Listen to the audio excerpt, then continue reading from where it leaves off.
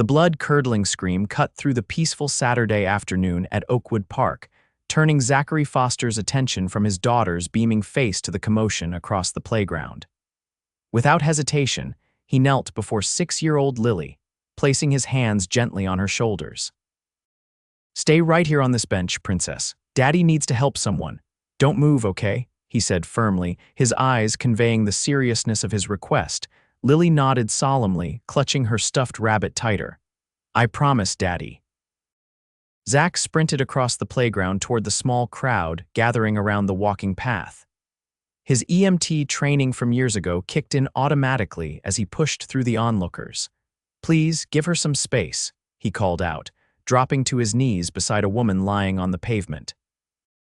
She was in her early 30s, with chestnut hair splayed across the concrete and a nasty gash on her forehead that was bleeding profusely. "I'm trained in first aid," he announced, quickly assessing her condition. Her eyes were open but unfocused, and her breathing seemed labored. "Can you hear me, madam? Can you tell me your name?" The woman's eyes fluttered as she tried to focus on his face. "Rachel," she whispered. "Rachel Zimmerman." "Good, Rachel, I'm Zach. You've had a fall. Try not to move while I check your injuries." He turned to the bystanders. "Does anyone have a clean handkerchief or cloth?" A teenage boy offered his unused gym towel, which Zach promptly folded and pressed against the wound on Rachel's head. "Someone call 911, he instructed, maintaining pressure on the cut. His free hand moved systematically, checking her pulse rapid but strong, then gently feeling along her limbs for any obvious fractures. "I'm fine," Rachel protested weakly, attempting to sit up. "I just tripped. Please stay still," Zach said firmly, placing a gentle but restraining hand on her shoulder. "Head injuries can be serious. The paramedics should check you out properly." Rachel's eyes, a striking amber color Zach couldn't help but notice, finally seemed to focus properly on his face. "My dog," she said suddenly, trying again to rise. "Milo, Mommy, I got him," a small voice piped up from behind the crowd. A boy of about 8 pushed through, holding the leash of an anxious-looking golden retriever. "He tried to run after the squirrel when you fell." Zach smiled at the boy. "Good job, buddy. Your mom's going to be okay, but she needs to stay still for a bit. Can you keep holding on to Milo?" The boy nodded seriously, stroking the dog's head to calm him. From across the playground, Lily's voice called out, "Daddy!" Zach turned to see his daughter still sitting obediently on the bench but looking worried. "It's okay, sweetheart," he called back. "Stay there just a little longer." Rachel's gaze followed his. "Your daughter?" she asked softly. "Yeah, Lily's 6. She's been through enough first aid situations to know the drill," he said with a rueful smile, still maintaining pressure on Rachel's wound. In the distance, sirens wailed, growing louder by the second. "You seem experienced," Rachel commented, her voice stronger now. "I was an EMT for 3 years before." Zach trailed off, not wanting to burden this injured stranger with his life story, before the divorce, before he'd been laid off from his construction management job, before becoming a single dad struggling to make ends meet while working 2 part-time jobs. The paramedics arrived, and Zach efficiently briefed them on Rachel's condition. As they took over, he stepped back, suddenly aware of the blood staining his faded jeans. "Thank you," Rachel called out as they prepared to load her onto a stretcher. "I don't even know your full name, Zachary Foster, but it's nothing really. Anyone would have helped." "Not like that, they wouldn't," she insisted. Her son stood nearby, still clutching the dog's leash, looking frightened as his mother was being prepared for transport. Acting on instinct, Zach approached the boy. "Hey there, what's your name?" "Oliver," the child replied, his lower lip trembling slightly. "Oliver, the paramedics are going to take good care of your mom. Do you have someone you can call to meet you at the hospital?" The boy shook his head. "Just our housekeeper, but she's visiting her sister today." One of the paramedics interrupted. "We can only take immediate family in the ambulance. Child services will need to be contacted." "No," Rachel said firmly from the stretcher. "Oliver comes with me." "Madam, regulations state." "It's okay," Zach found himself saying. "I can drive him to the hospital. If that's all right with you, Miss Zimmerman." Rachel's eyes widened slightly, studying him. After a moment, she nodded. "Yes, thank you. One of the paramedics looked dubious. "Madam, are you sure? You don't really know this man." Rachel's gaze never left Zach's face. "I trust him," she said simply. "Oliver can ride with me and my daughter. We'll be right behind the ambulance," Zach assured her. As the paramedics wheeled Rachel away, Zach felt a tug on his hand. Lily had finally abandoned her post and come to investigate. "Is the lady okay, Daddy?" she asked, eyeing Oliver and his dog curiously. "She will be Pumpkin. This is Oliver and his dog, Milo. We're going to give them a ride to the hospital to see his mom." Oliver looked at them uncertainly, still holding tight to Milo's leash. "Your dog is so fluffy," Lily exclaimed, instantly breaking the tension. "Can I pet him?" After receiving Oliver's nod, Lily gently stroked Milo's golden fur. "He likes you," Oliver said, the ghost of a smile appearing on his worried face. Zach knelt to address both children. "Oliver, do you have your mom's phone and hospital insurance card? We'll need those." The boy nodded and pulled an expensive smartphone from his pocket. "Mom always makes me carry her spare phone when we're out, in case we get separated." 20 minutes later, Zach pulled his weathered Ford pickup into the hospital parking lot, both children and the dog in the back seat. He'd called ahead to let the emergency room know they were coming with Oliver and, somewhat surprisingly, the dog. Apparently, Rachel Zimmerman's name carried enough weight that exceptions were being made. Inside the hospital, a smartly dressed woman in her 50s approached them immediately. "Mr. Foster, I'm Patricia, Miss Zimmerman's assistant. Thank you for bringing Oliver." She extended her hand, her expression a mix of relief and curiosity as she assessed Zach's worn jeans and faded t-shirt. "How did you know who I was?" Zach asked, shaking her hand. "Miss Zimmerman described you. And the children?" Patricia replied with a slight smile. "She's being treated now, but she asked if you could stay until she's released. The doctors are just being cautious because of the head injury." "Of course, but—" Zach glanced at Lily, who was still fascinated by Milo. "We don't want to be in the way." "Not at all, miss." Zimmerman was quite insistent. "Please, follow me to a private waiting room."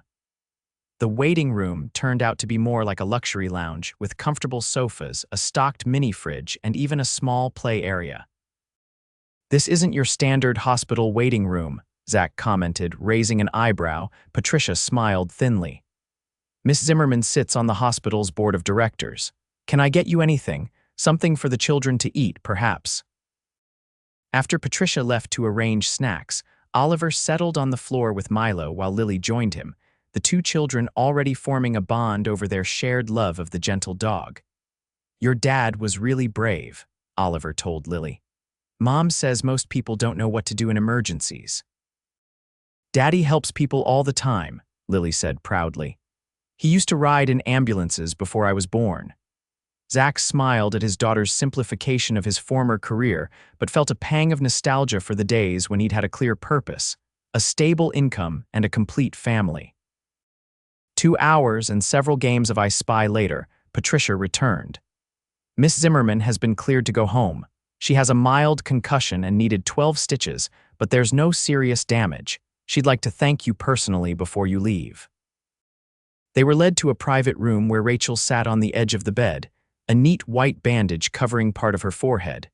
She was dressed in what looked like designer jeans and a simple blouse someone had brought for her, a far cry from the hospital gown Zach had expected. "Mommy." Oliver rushed to her and she enveloped him in a careful hug. "I'm okay, sweetie, just a bump on the head." She looked over her son's shoulder at Zach and Lily. "Mr. Foster, thank you for staying and for taking care of Oliver. Please call me Zach, and it was no trouble. Oliver's a great kid." Rachel smiled, wincing slightly at the movement. "And this must be Lily." Her voice softened. "Oliver hasn't stopped talking about you and your dad in his texts." Lily stepped forward shyly. "Your dog is really nice, Miss Zimmerman. Call me Rachel, sweetheart. And Milo thinks you're pretty special, too." As the children fussed over the dog, Rachel's eyes met Zach's. "I don't know how to thank you properly. Seeing you up and talking is thanks enough," Zach replied honestly. "Head injuries can be scary, but you seem to be doing well." "Thanks to your quick response." She hesitated, then added, "I'd like to do something to show my appreciation, perhaps dinner, for you and Lily." The offer caught Zach off guard. That's really not necessary, please, Rachel interrupted. It would mean a lot to me. And I think Oliver would love to see Lily again. Before Zach could respond, Patricia appeared at the door with a distinguished-looking man in an expensive suit. Miss Zimmerman, your car is ready, and Dr. Garcia has your discharge papers and home care instructions. The man stepped forward with a deferential nod. Miss Zimmerman, the board sends their best wishes for your recovery. I've ensured that all paperwork has been expedited. Watching this exchange, Zach suddenly felt very out of place in his blood-stained jeans and work boots. Whoever Rachel Zimmerman was, she clearly moved in circles far removed from his own. The dinner invitation now seemed like a polite gesture rather than a genuine offer. We should get going, he said, gently calling Lily to his side. It's getting late and you need your rest, Rachel. Rachel's expression fell slightly, but she nodded. Of course. Patricia, please make sure Mr. Foster has my contact information before he leaves. Outside the hospital, as Zach helped Lily into her booster seat, Patricia approached with a business card. Miss Zimmerman asked me to give you this. It's her personal number. She meant what she said about dinner. Patricia paused, studying him with a calculating gaze. She doesn't extend such invitations lightly, Mr. Foster. Zach took the card, noting the embossed lettering. Rachel Zimmerman, CEO, Zimmerman Innovations. Zimmerman Innovations. The tech company, Patricia nodded. The very same. Miss Zimmerman founded it 8 years ago. It's now valued at just over $3 billion. Zach stared at the card in his hand, remembering Rachel's simple clothes in the park, the way she'd been walking her own dog rather than having some employee do it. Nothing about her had screamed, billionaire tech mogul. Thank you, he said finally, tucking the card into his wallet. As he drove home, Lily chattering happily about her new friend Oliver, Zach couldn't help but wonder if he would actually call the number. What could someone like him possibly have to offer someone like Rachel Zimmerman? 3 days later, Zach still hadn't called. He'd picked up his phone countless times, typed in the number, then set it down again. It wasn't just the intimidating wealth gap, it was the reminder of how far he'd fallen from his own dreams. Once, he'd been on track to become a paramedic, maybe even a doctor someday. Now, he juggled shifts at a warehouse during the day and bartended 3 nights a week, relying on his retired mother to watch Lily during his evening shifts. Daddy, when are we going to see Oliver and Milo again? Lily asked as he tucked her into bed. I don't know, sweetie. Oliver's mom is very busy, but she gave you her phone number. Grandma says it's rude not to call when someone gives you their number. Zach chuckled. Grandma's been giving you lessons in etiquette, has she? Lily nodded seriously. She says you work too hard and need friends. Out of the mouths of babes, Zach muttered. Tell you what, I'll think about calling tomorrow, okay? But tomorrow brought a crisis at the warehouse, a shipment gone wrong that kept him late, making him rush to pick up Lily from school. By the time he got home, he had barely an hour before he needed to leave for his bartending shift. As he hastily prepared dinner, the doorbell rang. I'll get it, Lily called out, racing to the door before Zach could stop her. Lily, wait. We don't open the door without. He dropped the wooden spoon and hurried after her, but it was too late. She had already pulled the door open. Oliver. Milo. Lily's delighted voice rang out. Zach reached the door to find Rachel Zimmerman standing on his porch, Oliver and Milo beside her. She wore a simple sundress and flat sandals, her hair pulled back in a casual ponytail. The only hint of her wealth was the sleek, expensive-looking car parked at the curb. Rachel, he said, surprise evident in his voice. I wasn't expecting. I know, I probably should have called first. She looked slightly embarrassed. Oliver has been asking about Lily non-stop, and when we were in the neighborhood, I thought. She trailed off, seeming uncharacteristically uncertain. Please come in, Zach said, stepping back. The place is a bit of a mess, I'm afraid. Rachel followed the children inside, her eyes taking in the modest apartment. It was small but clean, with mismatched furniture that had seen better days.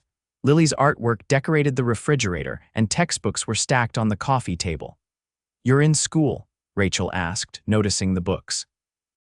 Part-time, EMT recertification, Zach admitted. It's slow going with my work schedule, but I'm getting there. Rachel nodded, something like respect flickering in her eyes. That's impressive, juggling work, school, and single parenthood. It's just what needs doing, Zach said with a shrug, uncomfortable with the praise. Can I offer you something to drink? I was just making dinner for Lily before my shift. You're working tonight at the corner bar downtown. I bartend there Tuesday, Thursday, and Saturday nights. Rachel's gaze fell on the kitchen counter, where a simple meal of spaghetti was in progress. We've interrupted your dinner prep. I'm sorry, not at all, Zach assured her. There's plenty if you and Oliver would like to join us. It's nothing fancy, just spaghetti with sauce from a jar. Homemade meals are rare treats for us, Rachel said with a smile. Oliver and I would love to stay if you're sure there's enough. Absolutely. Lily, why don't you show Oliver your toys while I finish cooking? The children ran off to Lily's room, Milo trotting behind them. Can I help? Rachel offered, rolling up the sleeves of her cardigan. You don't have to, I want to, she said firmly. Contrary to what you might think, I do know my way around a kitchen. Zach handed her a knife and a cucumber to slice for the salad. They worked side by side in comfortable silence for a few minutes. I was going to call, Zach said finally. He paused, searching for words. You were intimidated, Rachel finished for him. By who you think I am, Zach met her gaze. Aren't you that person? CEO of a billion-dollar company, hospital board member with private waiting rooms, Rachel's hands stilled. That's part of who I am, yes, but it's not all of me. She resumed slicing. 5 years ago, Oliver and I were living in a one-bedroom apartment not much bigger than this one. I was coding at night after he went to bed, running on coffee and determination. What changed? My app took off. I developed a security protocol that became essential for financial institutions. The success was overwhelming. Suddenly, everyone wanted a piece of what I'd created. She set down the knife. But success doesn't change who you are at your core. At least I try not to let it. Zach stirred the pasta thoughtfully. And who are you at your core, Rachel Zimmerman? She smiled, the expression transforming her face. A single mom who loves her son, works too much, and is grateful to the kind stranger who helped her when she fell. Something in her candor broke through Zach's reservations. He found himself telling her about his divorce 3 years ago, his ex-wife's remarriage and move across the country, the construction company layoffs that had upended his career. So that's my sob story, he concluded as they set the table. From middle-class security to paycheck in under a year. It's not a sob story, Rachel said quietly. It's resilience. You've rebuilt your life around what matters most, Lily. The dinner was livelier than any meal Zach could remember having in years. The children chatted excitedly, Milo begged shamelessly for scraps, and Rachel laughed at Zach's bartending stories. For a few precious hours, the differences in their circumstances seemed to fade away. As Zach cleared the plates, he glanced at the clock. I hate to cut this short, but I need to leave for my shift in 20 minutes. Rachel's expression fell slightly. Of course, we should get going. Who's watching Lily tonight? She asked as she helped rinse dishes. My mother. She lives about 10 minutes away. She'll be here soon. Rachel seemed to be considering something. Would it be completely inappropriate if I offered to watch Lily tonight? Oliver would be thrilled for a playdate, and it would give your mother a night off. Zach stared at her. You want to babysit my daughter? Is that so strange? Oliver and Lily get along wonderfully, and I've been told I'm quite competent at keeping children alive. Her tone was light, but her eyes were sincere. It's not strange, it's just, you barely know us. I know enough, Rachel said softly. I know you're the kind of man who runs toward someone in trouble, not away. I know you're raising a kind, polite daughter despite difficult circumstances, and I know that sometimes accepting help is harder than offering it. Before Zach could respond, his phone rang. It was his mother calling to say she'd caught a nasty cold and couldn't watch Lily. Panic rose in his chest. Missing a shift could mean losing the job, and he couldn't afford that. Rachel watched his face. Problem? My mom's sick. She can't watch Lily. He ran a hand through his hair, mind racing. I'll have to call my boss, see if I can let me help, Rachel said firmly. I'm already here. Lily and Oliver are having a wonderful time. Let me do this for you. Zach hesitated, torn between necessity and pride. Zach, Rachel said gently, if our situations were reversed, wouldn't you offer the same? He would, and they both knew it. Thank you, he said finally. I owe you, Rachel shook her head. You owe me nothing, but I will take a rain check on that dinner you still haven't taken me up on. When Zach returned at 1:30 a.m., tired but buoyed by a pocket full of tips, he found Rachel curled up on his couch, reading one of his textbooks by the dim light of a single lamp. The apartment was spotlessly clean, dishes washed, toys put away.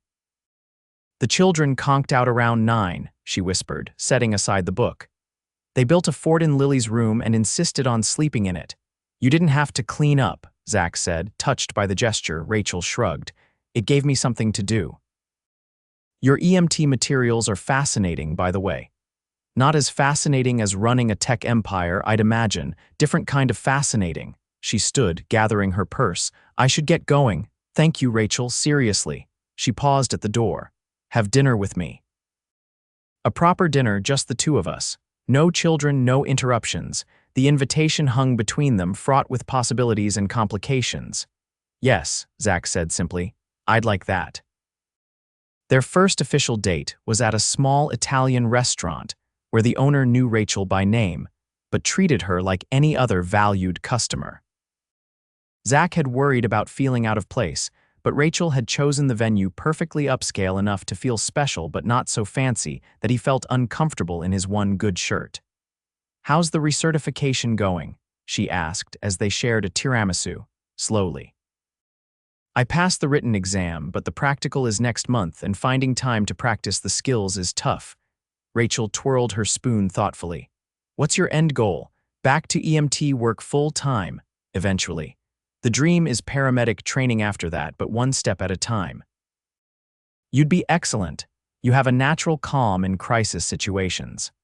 Their conversation flowed easily from work to childhood stories to favorite books.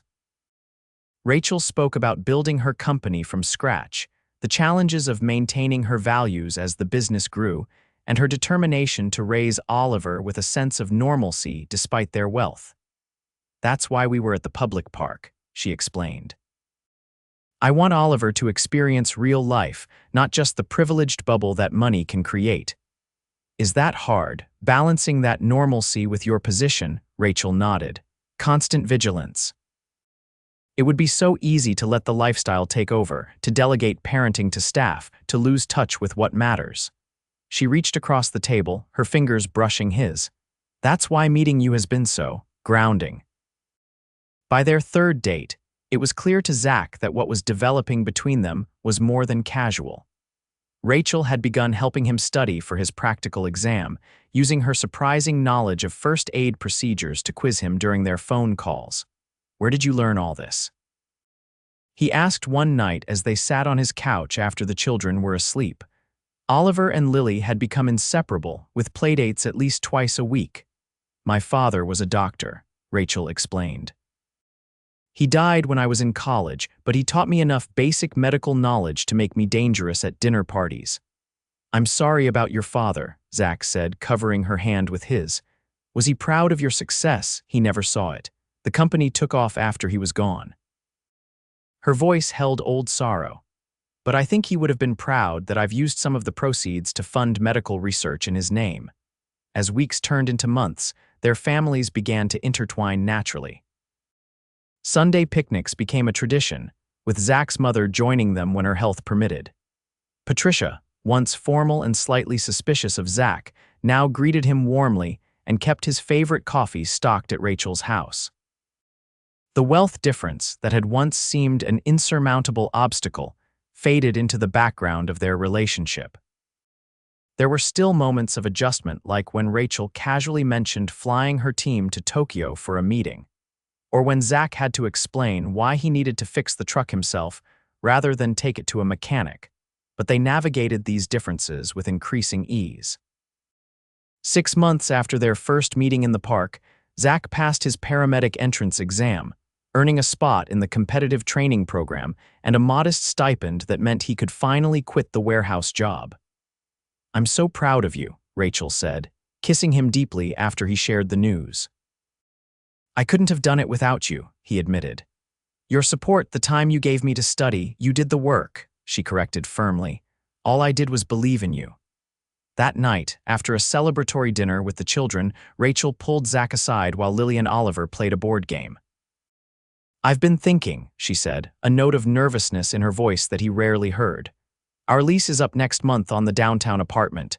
Are you looking for a new place? Zach asked, confused by her tone, in a manner of speaking. She took a deep breath. Oliver and I were wondering if you and Lily might consider moving in with us. Not downtown, I know that's not your style. But I found a house in that neighborhood you love, with the good school district. 4 bedrooms, a yard for the kids and Milo, walking distance to your training program. Zach stared at her, momentarily speechless. I know it's a big step, Rachel continued quickly, and I've tried to consider all the angles. We can keep your apartment too if you want a safety net, or we can wait, take more time. He silenced her with a kiss. Yes, he said against her lips. Yes to moving in together, but I have conditions. Rachel pulled back, eyebrows raised. Conditions? I pay my share proportional to my income, but my share. The kids split chores equally, regardless of whose biological child they are, and we make decisions together as equals. A slow smile spread across Rachel's face. Those aren't conditions, Zach. That's exactly what I want, a partnership. Then we're agreed. The following weekend, Zach took Lily for ice cream and asked her how she'd feel about living with Oliver and Rachel. Would Milo live with us too? Was her first question. Yes, Milo would be there too. Lily considered this solemnly. Would you and Rachel get married like in the movies? Maybe someday, if that's what we both want, Zach answered honestly. I think Oliver would be a good brother, Lily declared, licking her ice cream cone. And Rachel makes you smile a lot. She does, doesn't she? Zach agreed, his heart full. The house Rachel had found was perfect, large enough to be comfortable but not ostentatious, with a backyard that immediately became the children's domain. Zach kept his word about contributing financially, depositing his share of expenses into their joint account each month. Rachel never mentioned the vast disparity between their contributions, treating their arrangement as perfectly equal. 3 months after moving in together, as they prepared Thanksgiving dinner with the children helping and hindering in equal measure, Zach looked around at the life they'd built together. Oliver was teaching Lily how to properly measure flour while Milo napped under the table, hoping for dropped morsels. Rachel was laughing as she tried to rescue the stuffing from Lily's overzealous stirring. I never expected this, Zach said quietly to Rachel as she passed him on her way to the refrigerator. What's that? She asked, pausing beside him. This happiness. After the divorce, the job loss, I thought I was destined to just scrape by, to always be fighting uphill. Rachel slipped her arm around his waist. You know what I never expected? Finding someone who sees me, the real me, not just the CEO, not just the bank account. Well, the bank account is a nice bonus, Zach teased, earning himself a playful swat. Dad, Rachel, look what we made. Lily called out, holding up a misshapen dinner roll with Oliver proudly standing beside her. That's beautiful, sweetheart, Zach praised, catching Rachel's eye. Perfect, Rachel agreed, and Zach knew she wasn't just talking about the roll. Later that night, after the children were asleep, they sat on the back porch swing, a blanket draped over their laps against the November chill. I've been thinking, Rachel said, leaning her head against Zach's shoulder. Dangerous pastime, he quipped. I'm serious. She sat up to look at him. Do you remember when we first met? You were so quick to help, so competent. You didn't hesitate for a second. Anyone would have. No, she interrupted. Not anyone. Most people would have stood back, maybe called 911, but kept their distance. You stepped up. That's who you are, Zach. Where are you going with this? He asked, curious about her intensity. I've established a foundation through Zimmerman Innovations to provide scholarships for paramedic training. The first recipient starts next month. Zach's eyes widened. Rachel, that's amazing. There's more. I'd like you to help run it once you complete your training. Part-time at first, but eventually, I think you could make a real difference helping others follow the same path. You want me to work for you? He wasn't sure how he felt about that. Not for me, she corrected. With me. The foundation is separate from the company. It would be your project, your expertise. I'd just provide the funding and infrastructure. Zach considered the proposal. I'd need to finish my training first. And I want to put in at least a few years of field work before taking on something administrative. Of course, I wouldn't want it any other way. She took his hands in hers. This isn't about giving you a job, Zach. It's about recognizing your value beyond what the world has been willing to pay you for it. He leaned forward to kiss her. Thank you for seeing that value, for believing in me when I was struggling to believe in myself. Always, she whispered against his lips. A year to the day after their first meeting in the park, Zach proposed on bended knee at that very same spot, Lily and Oliver standing nearby with Milo, all three wearing conspiratorial grins. Rachel's yes was immediate and tearful, followed by cheers from the children. At their wedding 6 months later, Oliver served as best man while Lily was the flower girl, both taking their roles with utmost seriousness. Rachel's vows included a thank you to whatever cosmic force had caused her to trip that day in the park, bringing this extraordinary man into her life. Zach's vows promised always to see the woman beyond the CEO, to be her partner in all things, and to never take for granted the family they had built together. As they danced at their reception, Rachel whispered in his ear, "Did you ever imagine when you ran to help me that day that we'd end up here?" Zach pulled back to look into her eyes. "Not for a second, but I've never been happier to be wrong in my life." "Me neither," Rachel said, her smile radiant. "Best fall I ever took. Best first aid I ever gave," Zach agreed, pulling her closer as they swayed to the music, surrounded by the family and life they had created together.